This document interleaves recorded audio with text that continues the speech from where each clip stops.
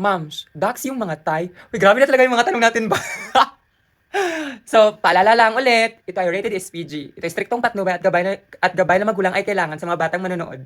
Sa mga taong sobrang sensitive dyan, scroll nyo lang to, skip nyo lang tong video na to kasi yung video na to ay hindi para sa inyo. Sa mga menor de edad dyan, bawal po to sa inyo. Skip nyo lang. So, Dax ba yung mga Thai? Yes, Dax yung mga tie-dye. So far, sa na-experience ko, yes, may mga Dax din, may mga hindi din.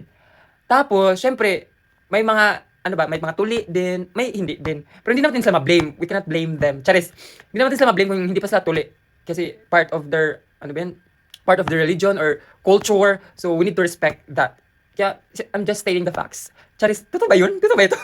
I mean, mixed bag race ang tamang term. Like, may pure Thai talaga, or pure Thai talaga, or half Thai, half Japanese, half Thai, half Chinese. Tapos, so, ang sobra dito talagang dami yung half Thai or half Chinese, pero mas madami yung pure Thai. Ang mas nagustuhan ko talaga sa mga Thai is sobrang linis nila, dai. As in, sobrang linis, sobrang bango. Like, parang everyday sila naliligo talaga. As in, like, morning at evening. Ang sarap lang magdala. Ang sarap lang magdala. Yan. Tapos, pero sa personal talaga, yung mga Thai people, sobrang sweet talaga nila. As in, pag in a relationship kayo, sobrang sweet talaga na. As in, 100%. Pasurtihan lang talaga sa buhay kung meron mang minalas up. So, yun na yan. Kaya, yun lang.